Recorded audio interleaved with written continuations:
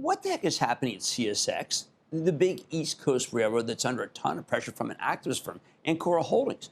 Earlier this month, Ancora sent a scathing letter to the board of directors, ultimately arguing that the company should merge with another large railroad as soon as possible or part with the CEO, who happens to be here tonight. Problem is, there just aren't that many freight railroads in this country. Neither Canadian Pacific nor BNSF seems interested in a deal, and the two other major railroads, Norfolk Southern and Union Pacific, they're already merging with each other.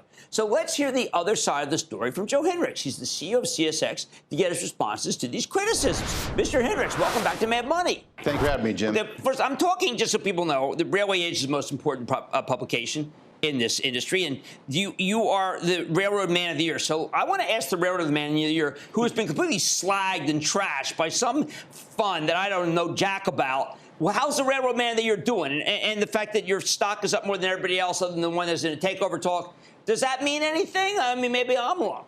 Well, we are proud of our results, Jim. Let's start there. I mean, in the last 2 years, in 2023 and 2024, we had the highest margins in the industry for our rail business in 23. I mean, the second best in 24, but we had the best customer service in the industry, which led to some of the accolades that you talked about.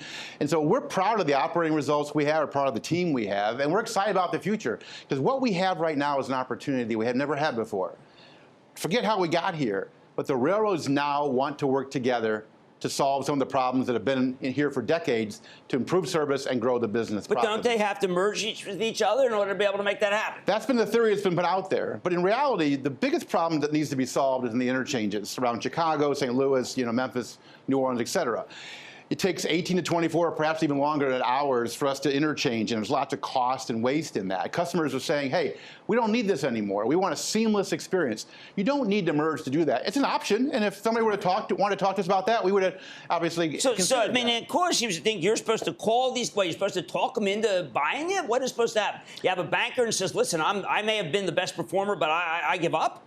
Well, Jim, let's listen. We have the strongest railroad network in the East, the best margins, best customer service. We think the best employee engagement. So we like our position, and it has value. Obviously, Norfolk Southern and Union Pacific are pursuing one path. But we're in a situation now where we get to talk to all the other railroads. Right. They come to us and say, you're the only other railroad in the East not paired up with everybody. But first we talk with BNSF. Great opportunities there to work together. Buffett, Berkshire. Sure. Well, great opportunities to work together. We had made some announcements last Friday about growing our business. You had who in the office? Sorry? You've been talking to Warren Buffett? Well, I think he announced this week that we did have a meeting in his office, but I'll let Berkshire Hathaway talk about Well, what I care about is, did they make you an offer? No. Okay. But they made it clear they want to work together to solve these problems and create growth opportunities for all of us, and that's the important point. Would you be able to take share from trucks, which the U.S. public bears the burden of because they own roads, to be able to take the less pollution and run your own rails? Would you be able to make it so that you'd be more competitive? Yes, because we get to work with the railroads like BNSF to solve these problems. We don't need to wait 2 years for regulatory approval process like the STB is going to go through with UPNS. We can do it now, and we can do it with Canadian railroads as well. We can start in the fourth quarter. We can show you examples how we can provide seamless service to go after that truck modal conversion now, not wait 2 years. And we don't have the risk of that regulatory process. And importantly, we get to do it as a partnership. And we learn and grow together. We're going to have all kinds of opportunities to talk about things that we're doing together with BNSF and others to create value. And we're the strongest railroad in the East, and people want to work with us. Now, Joe, there are criticism that says that, I don't know how good it is that you're a cargo guy. You're not a railroad guy. You came from Ford. And the Ancora basically says, like, you came hat in hand. I actually remember you as someone who was kind of retired and done, and you got brought back in. But maybe I just read the articles and know the truth. Maybe that's Well, you do know the truth, Jim. But the facts of the matter is I was retired. 31 years in the auto industry is a long way. Retired as president of Ford. But we came back out of retirement to do this because it's worth doing. We said for the last 3 years, we need the railroads to work together to create value for shareholders and to create better service opportunities for our customers. We can't create value. The railroads have created all kinds of margin expansion over the last 8 years by cost reductions, getting a lot more efficient. Right. The investors now are saying, where's the growth? Right. Where's the opportunity? Exactly right. You have these great margins. How can you grow? And you haven't grown. We haven't grown because they haven't prioritized service. We have. We grew. We're the only railroad last year in 2024 that grew volume versus pre-pandemic 2019 with those margins that I talked to you about before. But now we have an opportunity to say, okay, let's solve these problems for the first time. You need two partners to do that, by the way, and East-West Railroad to do that, and we have that with BNSF, and we're going to create value now, quickly and show you how we can do it together. Okay, so one of the reasons why you got Railroad Man of the Year is that you took a fractious labor force and really somehow turned them into partners with you, and not just partners in name, actual partners, which you needed, by the way, because you had a horrendous hurricane that took down your network. We did. We have 4 north-south routes, and we lost one of them due to Hurricane Helene. We're rebuilding it. Hundreds of millions of dollars are going to be back up early fourth quarter. We also took down the Howard Street Tunnel in Baltimore to be able to double stack containers for that and redo the tunnel, because it's been 1890s it was built.